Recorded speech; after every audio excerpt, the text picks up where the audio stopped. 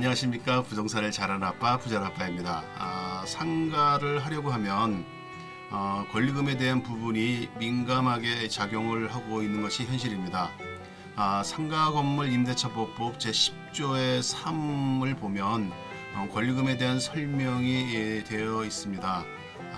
권리금이란 임대차 목적물인 상가 건물에서 영업을 하려는 자 또는 하는 자가 영업시설, 비품, 거래처, 신용, 영업상의 노하우, 상가 건물 위치에 따른 영업상의 이점 등 유형, 무형의 재산적 가치의 양도 또는 이용 대가로서 임대인, 임차인에게 보증금과 차임외에 지급하는 금전 등의 대가를 말한다 라고 되어 있습니다. 문맥상으로 보면 명확하게 정의를 하고 있는 것 같지만 현실에서는 이 권리금이 생각보다 조금 더 복잡합니다.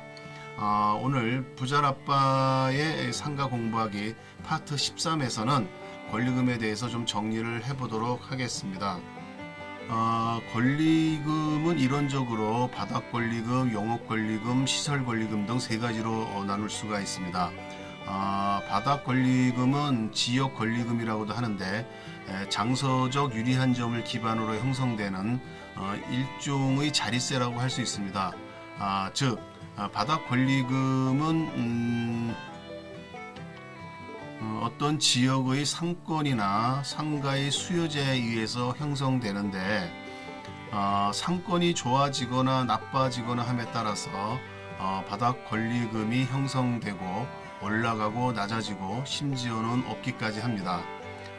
통상 우리는 임차인끼리 서로 상가를 넘기고 받고 할 때 권리금을 주고받는 것으로 알고 있지만 신규 상가가 독점 업종이거나 입지가 아주 좋은 상가인 경우에는 건물주가 최초의 계약자에게 바닥 권리금을 받을 수도 있습니다.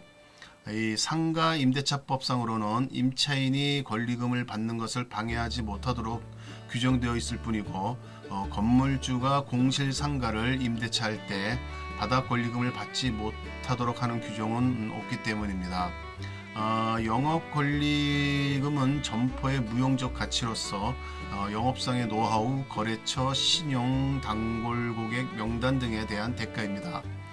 영업 권리금을 계산할 때는 통상 평균 순수익의 10 내지 12개월치를 곱해서 산출하기도 합니다. 그러니까 예를 들어 월 평균 순수익이 500만 원이라면 약 5-6천만 원 정도라는 이야기가 됩니다. 그런데 사실 이 월 평균 순수익을 산출하는 것이 좀 어려운 문제입니다. 양도자가 자신의 순수익을 높게 책정하려고 할 것이고 또 이를 확인하려면 부가세 신고 금액을 파악하는 것이 확실한데 양도자의 협조를 받아내기가 쉽지는 않습니다. 권리금 분쟁이 발생할 경우에는 법원의 지시에 의해서 감정평가를 하게 되며 이때 부가세 신고 금액을 강제적으로 알 수는 있지만 이는 분쟁이 발생하는 경우에만 해당이 되는 것입니다. 시설 권리금은 시설에 대해 지급한 그 권리금입니다. 실내 인테리어 비용과 시설 그리고 간판 및 집기 등이 이제 해당이 되는데 이것은 물리적인 부분이므로 감가상각이 되게 됩니다. 감가상각을 하게 되니 이론적으로는 일정 시간이 경과하면 시설 권리금은 인정하지 않아야 합니다. 하지만 기업회계 준칙처럼 정확한 기준이 있는 것이 아니라서 양도자가 자신이 투자한 금액을 기준으로 시설 권리금을 정하는 형태가 주로 많습니다. 이렇게 이론적으로는 세 가지로 분류해서 정의를 하지만 실질적으로는 권리금을 정확하게 금액으로 선정하기가 어렵습니다. 법적이든 관행적이든 정해진 금액이 일단 없고 업종별, 위치별, 경과, 연수별, 양도인의 양도 시점 등에 따라서 천차만별입니다. 나름 그 권리금의 적정성을 판단하기 위해서 기존 임차인의 매출 장부를 열람 확인하거나 부가가치세 신고 금액을 확인하거나 주변 중개업소를 통해 과거의 거래 내역을 확인하거나 인근 유사업 법정 점포의 권리금을 확인하거나 하는 방법을 쓰기는 합니다. 결국은 양도인이 자신이 손해보지 않는 수준으로 본인이 원하는 바에 따라 권리금을 제시하는 상황이 되게 되고, 여기에 당시의 경기 상황, 금매와 같은 사정, 양도인과 양수인의 협상력과 절박함, 행정적 법률적 요인 등에 따라서 정해지게 되는 상황입니다.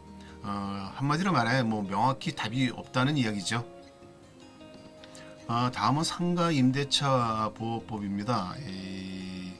2015년 5월 13일 상가 임대차법 개정으로 인하여 일정 조건 하에서 임차인은 본인의 권리금을 회수할 수 있는 기회를 보장받게 되었습니다.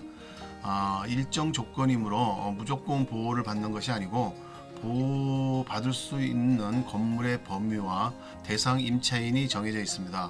권리금 보호 규정을 적용할 수 있는 건물은 상가 임대차법 제2조의 부가가치세법, 소득세법, 법인세법에 따라 사업자 등록의 대상이 되는 건물이라고 규정하고 있습니다. 따라서 사업자 등록 대상이 되지 않는 그러한 임대차는 권리금 거래가 있더라도 권리금 보호 규정에 적용이 되지는 못합니다. 예를 들어 사업자 등록이 안 된 종중이나 동문회 이런 경우에는 권리금에 대한 보호 규정을 적용받을 수가 없습니다. 권리금 규정이 적용되는 그 임차인은 2015년 5월 13일 개정 당시 존속 중인 모든 상가의 임차인이 대상이 됩니다. 그런데 2019년 5월 16일의 그 대법원 판례를 보면 최초의 임대차 기간을 포함한 전체 임대차 기간이 5년을 초과하여 임차인이 계약갱신 요구권을 행사할 수 없는 그런 경우에도 임대인이 임차인의 권리금 회수 기회 보험료를 부담한다고 되어 있습니다. 즉 계약갱신 요구권 행사로 법에 정해진 기간을 모두 받더라도 별개로 권리금 회수 청구권 행사를 할 수 있다는 그런 이야기입니다. 이렇게 되면 이제 2018년 상가임대차법 개정으로 계약갱신 요구권이 그 기간이 5년에서 10년으로 연장됨에 따라 특별한 사정이 없는 한 임대인은 한 번 들어온 임차인을 10년 동안 내보낼 수 없으며 10년 경과 후에도 권리금 회수 청구권 보장 차원에서 임차인으로부터 소개받은 다른 임차인을 받아들 수밖에 없게 됩니다. 임대인 입장에서 보면 정말 힘든 상황이 되는 것 같습니다. 이러한 상가 임대차 보호법 상에서는 임차인의 권리금 회수를 임대인이 방해하지 못하게 하고, 이를 위반하고 임대인이 방해한 경우에는 임차인이 입은 손해를 배상하도록 하는 방식으로 권리금을 보호하고 있습니다. 임대인은 정당한 사유가 없으면 임차인이 주선한 신규 임차인과 임대차 계약을 거절할 수 없게 되어 있습니다. 만약에 임대차 기간 종료 6개월 전부터 종료 시까지 정당한 사유 없이 신규 임차인에게 권리금을 받는 것을 방해하는 경우 임차인은 임대인에게 손해배상을 청구할 수 있습니다.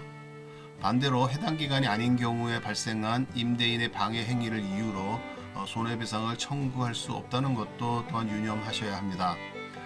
이러한 그 청구는 임대차 종료 후 3년 이내에 가능하고 3년 후에는 소멸시효가 완성되므로 시기를 놓쳐서는 안 될 것입니다. 단 임대인의 방해 행위에 대한 입증 책임은 임차인에게 있습니다. 그런데 손해배상을 청구한다고 무조건 임차인이 원하는 금액을 받는 것은 아닙니다. 손해배상 금액은 신규 임차인이 기존 임차인에게 지급하기로 한 권리금과 임대차 종료 당시 국토부 기준에 의하여 감정평가된 권리금 중 나중 금액이 되게 됩니다.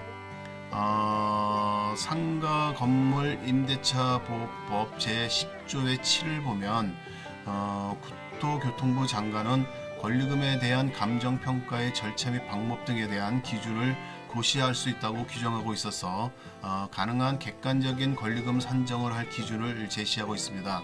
이 기준을 참고하여 객관적인 권리금은 최종적으로 손해배상 소송에서 법원이 정하는 감정인의 감정을 통해서 결정되게 됩니다. 또한 상가임대차법 제10조의 4를 보면 임대인의 권리금 회수 방해 행위에 대해서도 규정되어 있습니다. 그 내용을 세부적으로 보면 첫째, 임차인이 주선한 신규 임차인이 되려는 자에게 권리금을 요구하거나 임차인이 주선한 신규 임차인이 되려는 자로부터 권리금을 수수하는 행위. 그 다음에 둘째, 임차인이 주선한 신규 임차인이 되려는 자로 하여금 임차인에게 권리금을 지급하지 못하게 하는 행위. 셋째, 임차인이 주선한 신규 임차인이 되려는 자에게 상가 건물에 관한 조세 공과금, 주변 상가 건물의 차입 및 보증금, 그 밖의 부담에 따른 금액에 비추어 현저히 고액의 차임과 보증금을 요구하는 행위. 넷째, 그 밖에 정당한 사유 없이 임차인이 주선한 신규 임차인이 되려는 자와 임대차 계약의 체결을 거절하는 행위 등입니다. 이렇게 임대인은 정당한 사유가 없으면 임차인의 권리금 받는 행위를 방해할 수 없는데, 반대로 정당한 사유가 있다면 거절을 할 수가 있습니다. 상가 임대차 보호법에서는 이 정당한 사유 4가지를 예시를 하고 있는데, 그 외에도 다른 정당한 사유가 있음을 들어 계약을 거절할 수 있습니다. 그 예는 첫째, 임차인이 주선한 신규 임차인이 되려는 자가 보증금 또는 차임을 지급할 자력이 없는 경우, 둘째, 임차인이 주선한 신규 임차인이 되려는 자가 임차인으로서의 의무를 위반할 우려가 있거나 그 밖에 임대차를 유지하기 어려운 상당한 사유가 있는 경우, 셋째, 임대차 목적물인 상가 건물을 1년 6개월 이상 영리 목적으로 사용하지 아니한 경우, 넷째, 임대인이 선택한 신규 임차인이 임차인과 권리금 계약을 체결하고 그 권리금을 지급한 경우 등입니다. 이제껏 본 바와 같이 법에서는 사회적 약자인 임차인을 위하여 강하게 권리금을 보호해주고 있습니다. 하지만 상가임대차보호법 제10조의 5를 보면 모든 상가가 보호가 되는 것은 아닙니다. 유통산업발전법에 따른 대규모 점포 또는 준대규모 점포의 일부인 경우는 보호를 받지 못합니다. 즉 이마트와 홈플러스 같은 대형 마트, 백화점, 하이마트나 용산 전자상가, 스타필드 이런 같은 복합 쇼핑몰, 강남역 지하상가 같은 대형 지하상가 등은 보호를 받지 못한다는 것입니다. 대신에 전통시장은 대규모 점포에서 제외되므로 권리금을 보호받을 수 있습니다. 또한 그 임대차 목적물인 상가 건물이 국유재산법에 따른 국유재산 또는 공유재산 및 물품관리법에 따른 공유재산인 경우도 이게 보호가 안 됩니다. 즉 공공기관이 운영하는 상가나 철도역사에 입점한 상가의 임차인은 권리금을 보호받을 수 없다는 이야기입니다. 또한 상가임대차보호법 10조에는 임차인이 잘못이 있는 경우 등 권리금 보호 조항의 적용을 제한하는 내용을 제시를 하고 있습니다. 그것을 보시면 첫째, 임차인이 3기의 차임액에 해당하는 금액에 이르도록 차임을 연체한 사실이 있는 경우, 둘째, 임차인이 거짓이나 그 밖의 부정한 방법으로 임차한 경우, 셋째, 서로 합의하여 임대인이 임차인에게 상당한 보상을 제공한 경우, 넷째, 임차인이 임대인의 동의 없이 목적 건물의 전부 또는 일부를 전대한 경우, 다섯째, 임차인이 임차한 건물의 전부 또는 일부를 고의나 중대한 과실로 파손한 경우, 여섯째, 임차한 건물의 전부 또는 일부가 멸실되어 임대차의 목적을 달성하지 못할 경우, 그 다음에 일곱 번째는 임대인이 목적 건물의 전부 또는 대부분을 철거하거나 재건축하기 위하여 목적 건물의 점유를 회복할 필요가 있는 경우, 그리고 여덟째, 그 밖에 임차인으로서의 의무를 현저하게 위반하거나 임대차를 계속하기 어려운 중대한 사유가 있는 경우 등이 해당이 되게 됩니다. 해당 내용을 보면 임차인으로서 자신의 권리금을 보호받으려면 성실한 임차인으로서의 자신의 역할을 좀 제대로 해야 할 것 같다는 생각은 듭니다. 예, 이상으로 간략하게 권리금과 그에 대한 보호에 대해서 좀 알아봤습니다. 상가와 관련이 있는 사람이라면 임대인이든 임차인이든 상가 임대차 보호법을 숙독하고 해당 내용을 제대로 알고 있어야 하는 것은 필수인 것 같습니다.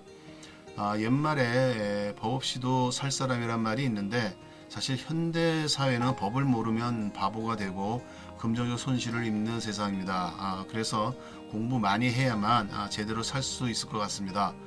다시 강조하여 말씀드리지만 아는 것이 힘이고 아는 것이 돈입니다.